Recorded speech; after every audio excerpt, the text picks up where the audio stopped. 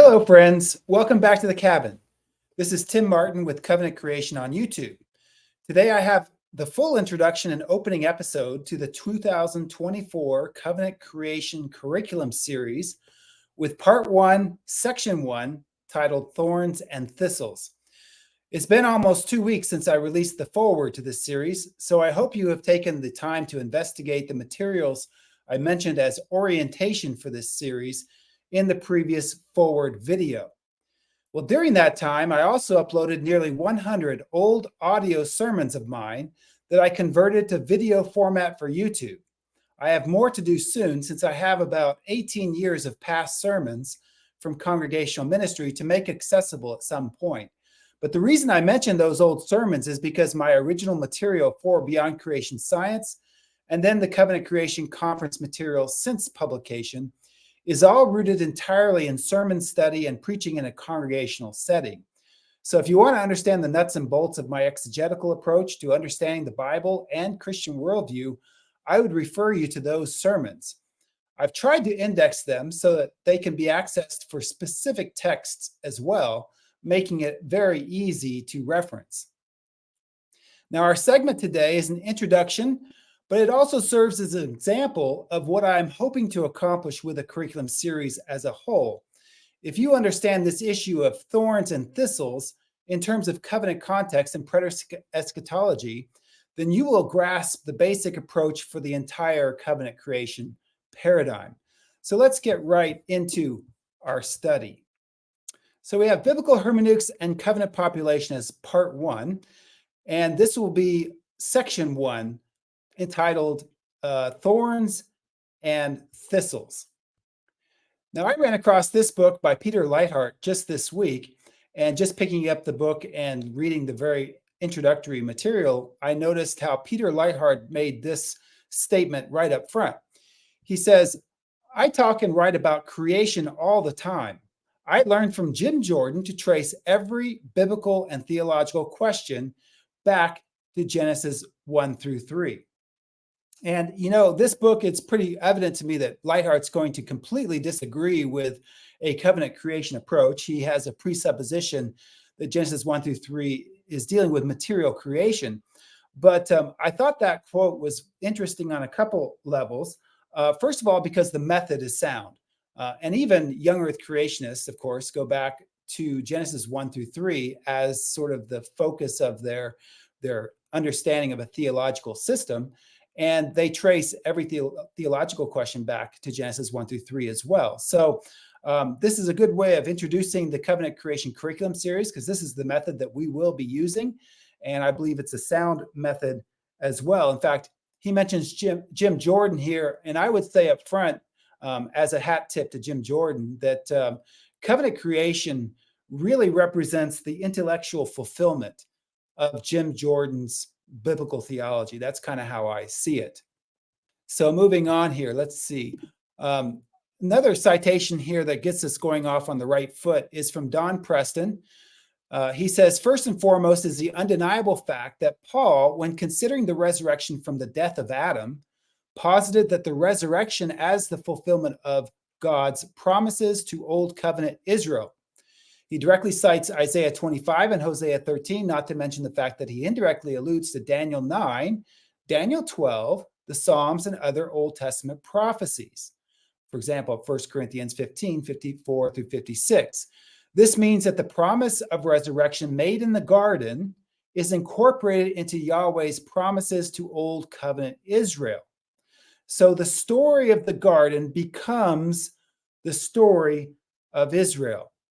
And I like that citation from Don Preston a great deal. It shows really kind of the idea behind what Peter Leithart was talking about tracing the theological concern about resurrection all the way back to Genesis 1 through 3.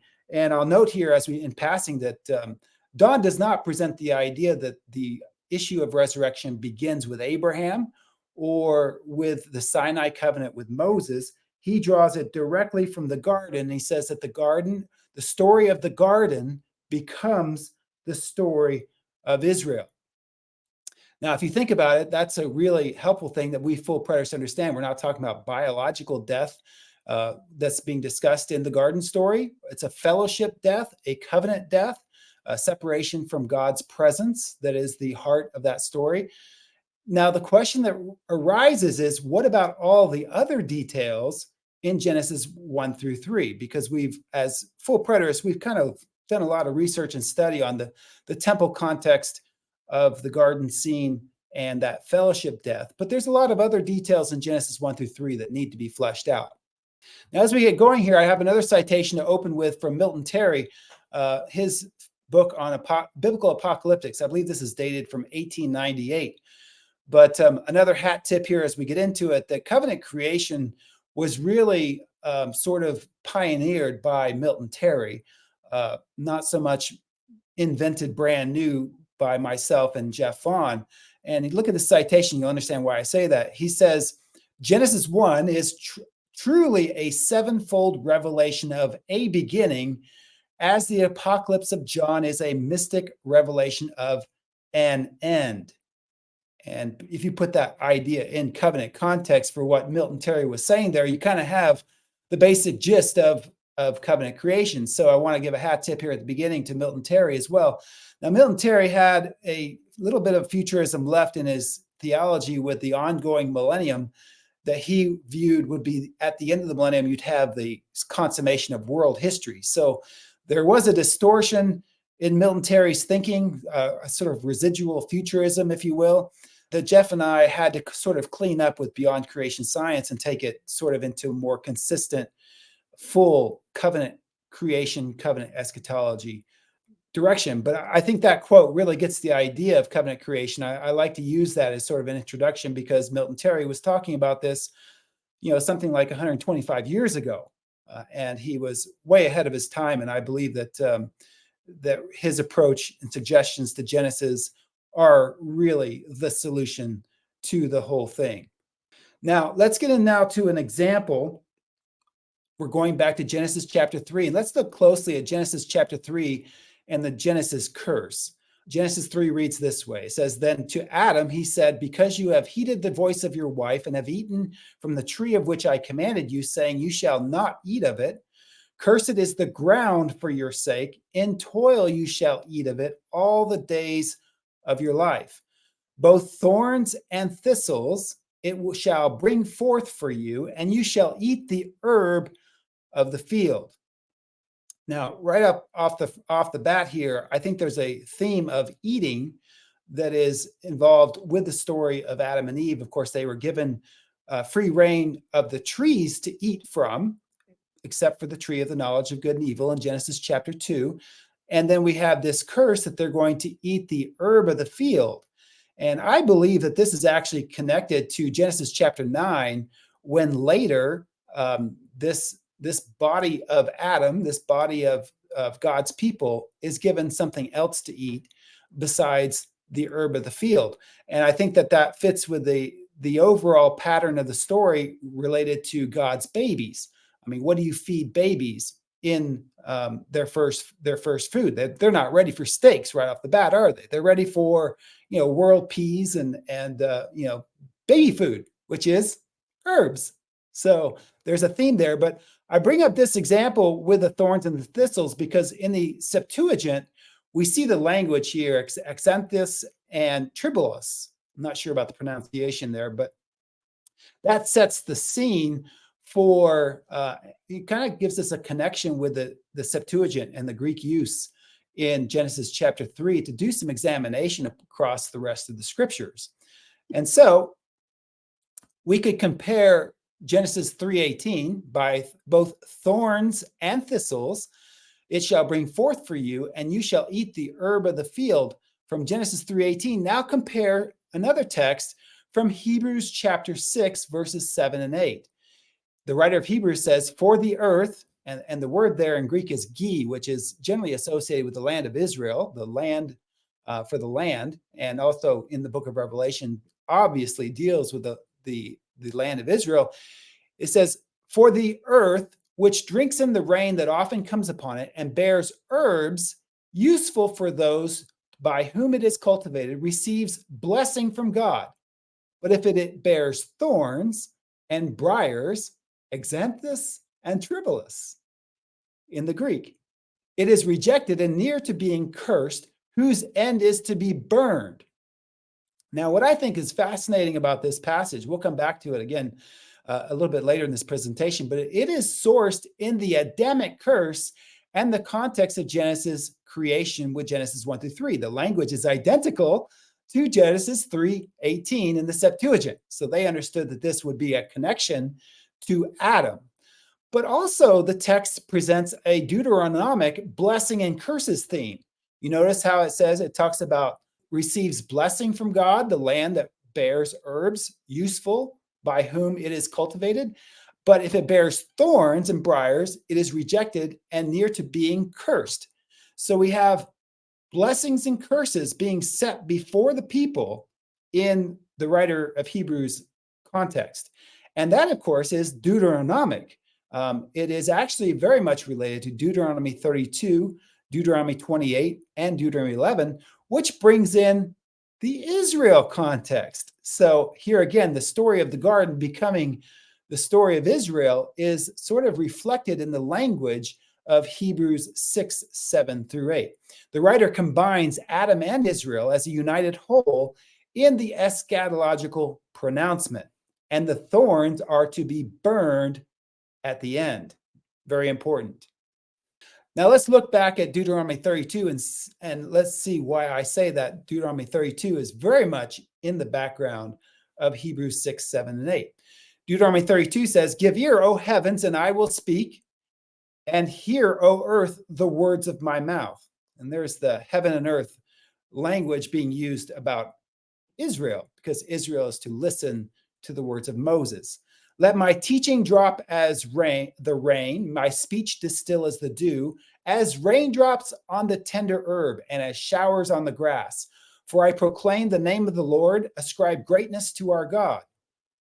So we have here the idea that as Moses speaks the law, it is as if the raindrops fall on the tender herb. It's a very metaphorical and symbolic imagery going on here. And I think it actually fits with the theme that we see in early Genesis, because in the garden scene of Genesis chapter 2, it says it had not rained yet, but a mist came up from the ground to water all of the trees and the things of the garden. Well, I believe that's a reference to the law.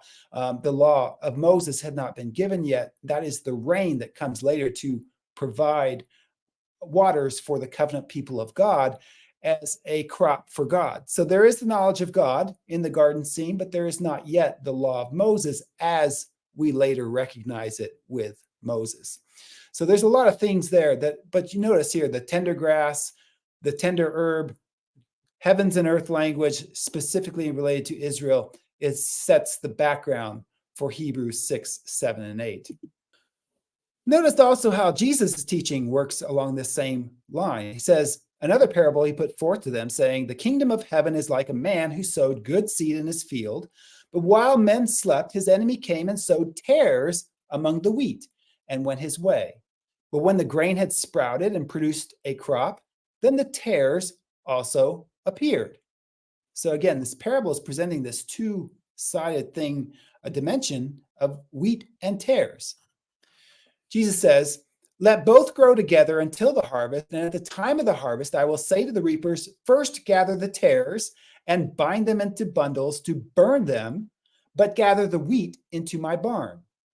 Again, the same theme from Hebrews chapter 6, 7, and 8.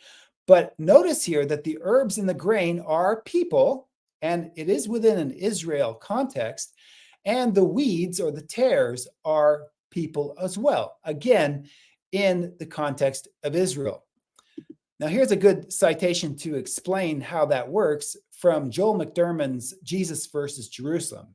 Joel writes, "The separation of wheat and tares then pertain to the destruction of Jerusalem and the separation of God's true fruit-bearing people from the weeds, the unbelieving Jews of that time. Thus, the parable describes the then soon coming end of that old age and destruction of its children, and the beginning of the gathering in of the true children of God's kingdom." Now, if you want to think about this here deeper, then you could ask the question, what is the Old Testament background? My only point in citation of this is we're still talking about people here with the wheat and the tares. Well, is there an Old Testament background that sort of sets the context for Jesus' teaching? Well, actually, there's quite a bit. Notice Ezekiel, where the prophet, we read this in Ezekiel chapter 2. And he said to me, son of Adam, that's what it actually is in Hebrew. For some reason, the translators put man, but it is actually Adam. He said to me, son of Adam, I am sending you to the children of Israel, to a rebellious nation that has rebelled against me. They and their fathers have transgressed against me to this very day. And notice there that there's multitude of fathers in the nation of Israel's history. Those are the patriarchs, and that goes all the way back to Adam. So there's not just one father of Israel, according to Ezekiel chapter 2. But let's continue. And you, son of Adam, do not be afraid of them, nor be afraid of their words, though briars and thorns are with you, and you dwell among scorpions. Do not be afraid of their words or dismayed by their looks, though they are a rebellious house. So this context here is all about Israel, and briars and thorns are related specifically to Adam and Israel, again in the text. So that's a good start. We also have Ezekiel 28, which talks about a foreign nation.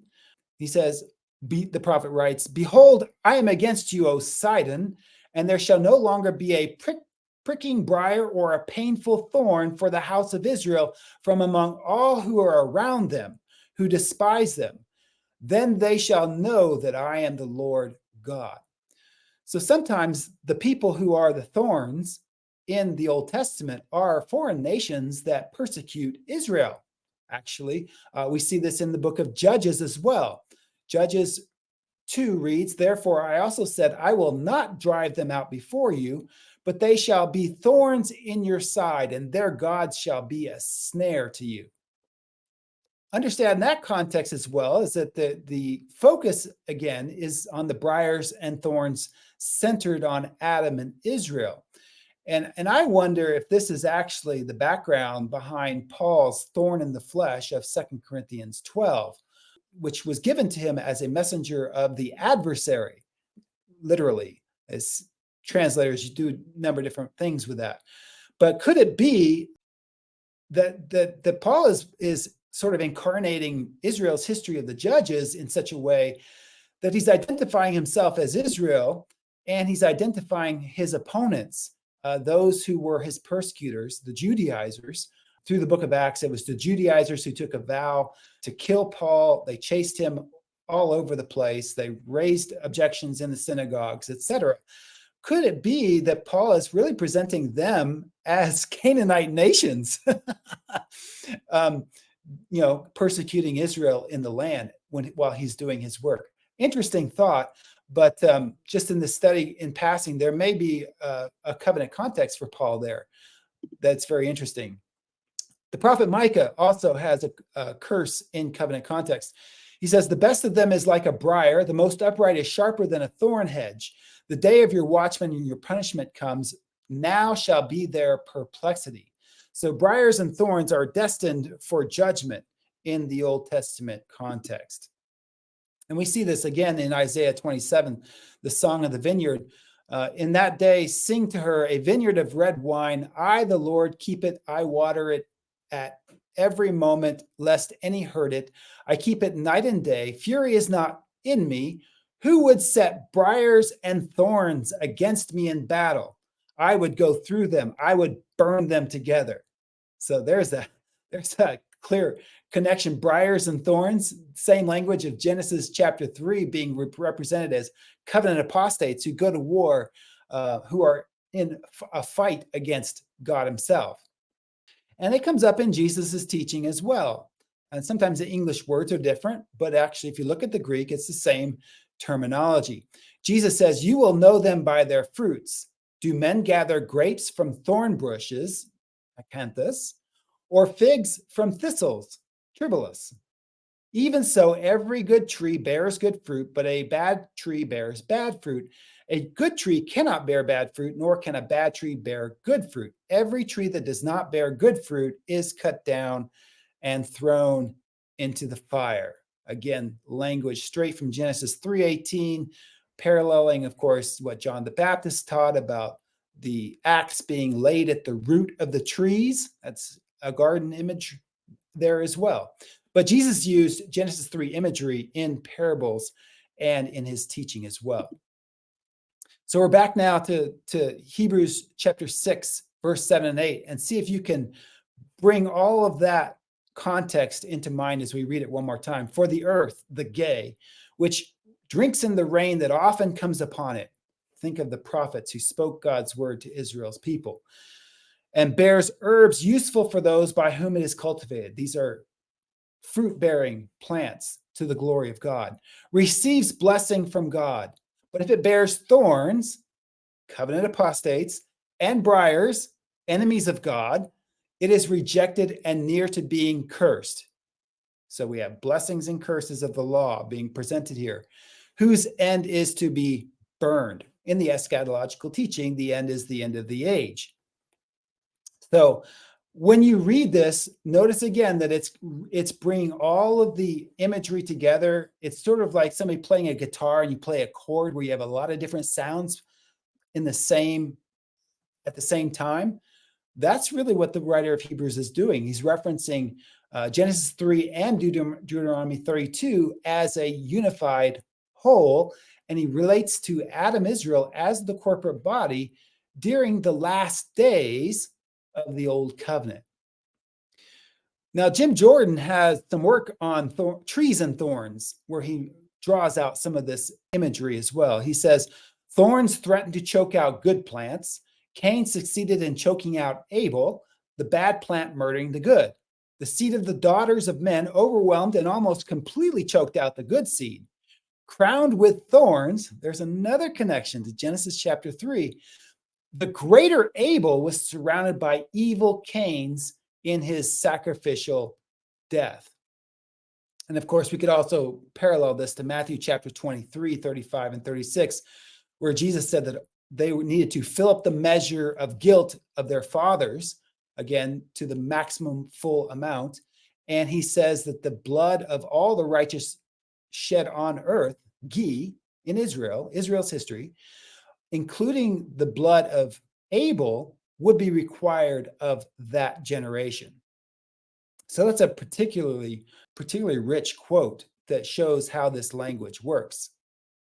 Now, there is a new covenant presented as the redemption from the curse in places like Jeremiah chapter 31, where we read that, but this is the covenant that I will make with the house of Israel after those days, says the Lord. I will put my law in their minds and write it on their hearts, and I will be their God, and they shall be my people. No more shall every man teach his neighbor and every man his brother, saying, know the Lord, for they shall all know me, from the least of them to the greatest of them, says the Lord. So Jeremiah 31, of course, comes up in Hebrews 8, verses 7 through 13. And so the promise of the new covenant is better than the old covenant, and it's going to be the redemption from the curse. There's no longer going to be in Israel these briars and thorns. We can see that also with another promise about the new covenant in Habakkuk 2, which is in the context talking about the evil man and the righteous man in an Israelite context. We read this. He says, behold the proud, his soul is not upright in him, but the just shall live by faith. And setting a context between the wicked and the righteous. But then he goes and he talks about the new covenant. He says, for the earth, again, that's gay in the Septuagint, or eretz in Hebrew, which is very often an Israelite context. For the earth will be filled with the knowledge of the glory of the Lord as the waters cover the sea. So in the new covenant, there's not going to be any apostates. There's not going to be covenant apostates. It's going to be universal as the waters cover the sea, and not even just majority. This is universal in the new covenant. That is the new covenant as redemption from the curse pronounced in Genesis chapter 3. So our conclusions here is that the old covenant, heavens and earth, Eden, Jerusalem, was perpetually plagued by covenant apostates. due to Adam's sin. And these are the thorns and thistles that come up all through the story of Old Covenant Israel. It was sort of the nature of what the curse was on Adam during the Old Covenant creation. And we would say, using Paul's language here, that the Old Covenant creation was natural in that sense. On the other hand, the New Covenant heavens and earth, the Eden and New Jerusalem, has no covenant apostates. This is the Garden of Eden of Adam and New Jerusalem, Israel, restored through Christ. And so we would say the New Covenant creation is spiritual in that sense. And there is a major contrast there that we can see very clearly in the book of Hebrews as well. Now, at the same time, we can see this in the book of Revelation, where we see, and there shall be no more curse, but the throne of God and of the Lamb shall be in it, and his servants shall serve him. Literally, no more curse in this text is literally no more accursed. It's people being spoken of directly. And some have suggested, well, that's people being spoken of. It's not about Genesis. No. John is working from Genesis because it was people from the beginning who are the curse pronounced on Adam. These are the ones who are under the ban, dedicated to God for fiery destruction according to the law. The weeds are to be burned at the end of the age. These are the thorns and thistles of Genesis 3:18. So there's no more weeds in the New Jerusalem. And that sets up context here for Genesis 3, for the law and the prophets, and the covenant context, and Jesus and apostles' teaching and his parables, which are all consistent and related.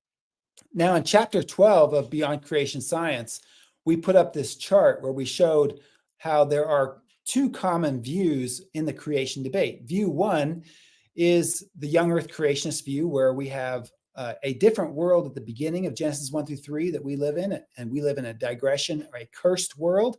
And there is a fulfillment of Revelation 20, 21, 22, where we get a different new world that doesn't have any curse. The old earth creationist view has, the natural world is the same world that we live in, but we're looking forward to Revelation 21, 22, which is a different physical world. And we said that the solution we offer in place of these two defective views is an entirely different conception of Earth's natural history. Our view of planet Earth's natural history is presented in the graph below, and we presented this idea. View 3 is really that our world is the same natural world as Adam's world. There's no physical dimension to the covenant curse on Adam and to Israel. And then our world is also the same world as the world of Genesis 21 and 22. If you want to read that chapter, it's specifically on pages 209 through 210 in Beyond Creation Science. But chapter 12 is where we laid out that particular view. Now, I want to say here a little bit about the worldview application of covenant creation theology, because really what I'm doing here is simply an exegetical demonstration of all the same ideas that we mentioned in chapter 12 of Beyond Creation Science. But I've been involved in small-scale organic farming since I was a homeschooling teenager in the 1980s. Did you know that modern farming is directly related to the creation issue? A lot of people don't think about that, but actually modern conventional agriculture has been heavily impacted in our culture by traditional futurist Christianity and a particular reading of Genesis 1-3.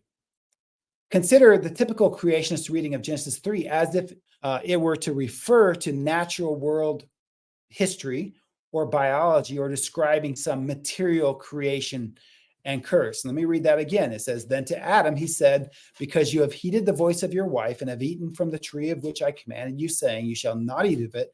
Cursed is the ground for your sake. In toil you shall eat of it all the days of your life. Both thorns and thistles it will bring forth for you, and you shall eat the herb of the field." Now, the literal reading has been shaping worldview for many generations. And we're going to get into hermeneutics in the next episode of this series. But it's a way of thinking about the world, whether people understand the source or not. It's centered around a paradigm of struggle or fight against cursed nature. And modern conventional agriculture relies on herbicides to kill weeds off, poisons to kill pests.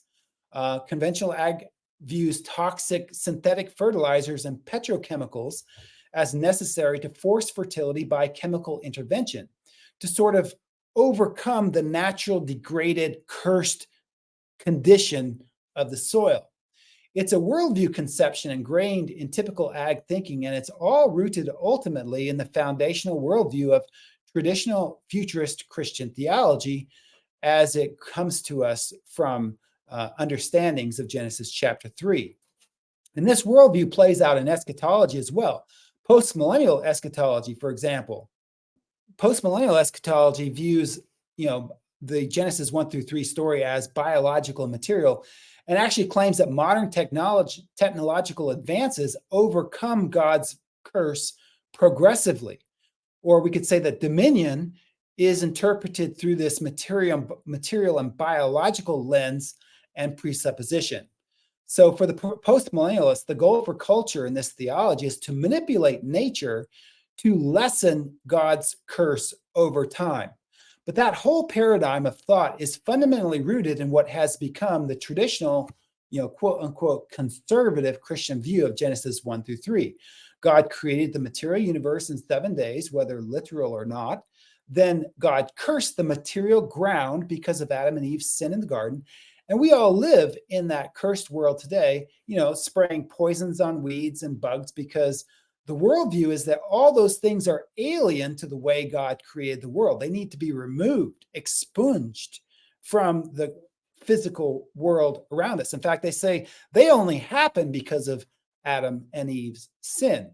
And, postmillennialists will say someday they will all be removed forever in a purified or recreated or finalized version of the heaven earth after the fulfillment of 2 Peter 3.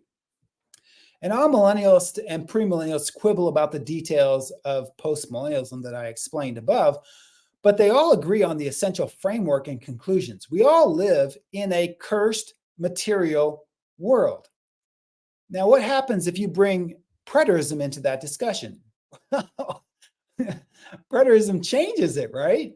I mean, covenant creation theology shows that the whole conception and worldview of modern culture, rooted in old futurist readings of Genesis and Revelation, are entirely wrong. And that means the entire paradigm of modern agriculture that views the land as cursed, necessitating a fight against weeds and pests, rooted in old, obsolete Christian theology, is all a false perspective of reality. It's just mistaken concepts, false concepts, bad theology, and therefore a simply not true worldview. And I want to emphasize to you how this is probably way more significant than any of us can yet realize. But modern agriculture in today's world is built entirely on a foundation of failed Christian theology. And the effects of this spill over into modern medicine as well, because many of the same false beliefs govern the medical field right now, along with modern agriculture. But I want to focus on the covenant creation implications for modern agriculture today, since the topic is thorns and thistles. But do you see that view 3? It means there is absolutely nothing wrong or cursed about the natural world because of Adam. And we live in the same natural world that existed before Adam, and we now live in the full redemption accomplished and applied to God's people through the finished work of Christ. We live beyond the consummation of Bible eschatology in God's world. So this is bigger than any of us can imagine. We have absolutely no idea how this fulfilled theology, rooted in the priority of covenant relationship, will inevitably transform society and culture as it is embraced. Why do I say that's necessary? Well, the reason it's important to point out, because today modern agricultural methods and practices are one of the main sources of pollution, toxic contributions to environment and food supply, destruction of habitat, degradation and desertification of soil, overall decline in health and sustainability, even a contributing cause to skyrocketing disease and chronic illness among the general population today. That's modern agriculture. It is one of the main contributors to those pollution problems. Did you know, for example, that the life expectancy in America and Western countries peaked a few years ago and is now in substantial decline every year since that peak?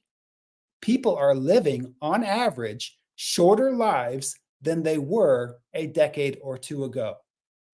And that doesn't even speak to the issue of rising rates of chronic illness and bodily dysfunction, of living badly due to poor nutrition and pollution and all the other causes. Well, let me tell you a little bit more about my story. We got our book Beyond Creation Science from the printer in early 2008. And then in 2009, my family bought a small farm in Southwest Montana. We gave it the name Covenant Gardens, complete with the website covenantgardens.com. Covenant Gardens is a name rooted in Edenic theology, the place of relationship. So that's, we were thinking very carefully about what we were going to communicate and present with a name like Covenant Gardens. But it's like the book introduced the theology of covenant creation, and the farm is where we put the theology into practice, not in a conventional agricultural system based on material cursed ground worldview, but a completely different approach that is now being called regenerative agriculture. And let me explain, because regenerative agriculture works on the premise that the natural world is not cursed. It is the applied worldview, preterist theology. Regenerative agriculture believes the microscopic life in the soil works perfectly well if it is given conditions to build health, and if you avoid toxic petrochemical additions. Weeds are not alien to our world or some result of human sin and the fall of mankind. They are an integral part of the web of plant biology. There's no war against weeds and pests as part of some successful, regenerative farming dominion, quote unquote. The toxic synthetic fertilizers are actually not necessary because natural processes can build fertility and do an even better job of maintaining fertility in the long run. Every species and individual organism plays a key role in a balanced system that mimics the natural biology of the natural world. Regenerative agriculture is an ecosystem method that recognizes the key to fertility is to establish beneficial relationships between plants and animals. Conventional agriculture, following the factory principles of the Industrial Revolution, separates animal farming from plant farming. They're divided. So all the meat is grown on high concentration animal feeding operations, and the grains and the vegetables are all grown separately on a different farm ground. And very seldom the two ever, intersect. Yet we now understand very clearly that both soil and animal health is the natural result of integrating plants and animals together over millions of years of biological development. And of course, human health rests on top of that foundation as well. So the diversity of soil biotic life, fungi, and bacteria, and other soil-borne organisms are all the root source for health for everything in the web of life. And once you understand that, you understand why it's really counterproductive to start spraying poisons everywhere in your environment to grow food that you eat laced with poisons. But regenerative agriculture understands everything works well in its own place. It all has a biological purpose in the wider system of life, in which humans are one key part. And it is really preterist theology applied to agriculture. And I'm convinced that regenerative agriculture is the future as a solution to degraded soils, toxic environmental pollution related to agricultural petrochemicals, and the production of abundant, nutritious human food, all at the same time. Think of it like organic farming version 2.0. But regenerative agriculture has been around for a while, and it continues to grow on the farming scene. Preterist theology explains why it works. That text in Genesis 3, 17 and 18 is not talking about the material world around us. Hebrews 6, 7, and 8 references the thorns and thistles of Genesis 3 in the covenant context of apostates and the rebellious against God in Israel, and the promised land that was about to be burned. It has nothing whatsoever to do with the natural world of material creation. Regenerative agriculture works on the premise that the natural world is not cursed. Everything works perfectly well if it is given conditions to build health. I'm really convinced and excited about the regenerative agriculture movement as the future, sort of a key solution to degraded soils, toxic environmental pollution, things like healthy food, nutritious, abundant food, and it happens all together as these systems start really being put into place. It's just one of more of those examples of how good theology can lead to directly to healthy worldview solutions and applications to solve problems in our world. Bad theology has led to reckless manipulation of farms and environment. It has now gone to the degree that the unhealthiness resulting from conventional agriculture with the degradation of soil, desertification resulting from the destructive agricultural practice, the pollution of water and the environment is now leading to the chain reaction of failing health of our modern human population. Conventional agriculture is one leading contributor to chronic illness, metabolic disorders, cancers, and even the susceptibility to pandemic outbreaks. So preterist eschatology and covenant creation offers a potential solution to a problem that seems unsolvable in traditional terms, because the worldview undergirding conventional agriculture is the failed traditional theology of futurism. So our farm at Covenant Gardens has functioned as a ministry to our community on multiple levels. First, we provide healthy local foods produced by regenerative principles. Our customers actually look for Covenant Gardens products in our local grocery stores because they taste better than the alternative. They buy our garden plants in spring because our garden plants grow better than the chemically produced sterile plants from the big box stores. But we also invite the community to come join us at Covenant Gardens, and that's where people learn about regenerative agriculture in action. And sometimes the discussion with our friends there, our farm friends, turns to the theology that undergirds our approach. And yes, they have never heard theology like this, but they find it refreshing. So if you want to investigate the details about regenerative agriculture a bit more detail, just go to covenantgardens.com and you will find a regenerative agriculture thought possible. What if preterism not only provides an alternative to destructive Zionism in our political world, but also offers the potential for a more healthy future for the environment and human health, things that always go together in history? So something new to consider. Please offer your thoughts in the comment section below. And if you enjoyed this video, please like and subscribe. A new episode in the Covenant Creation Curriculum series will be coming soon.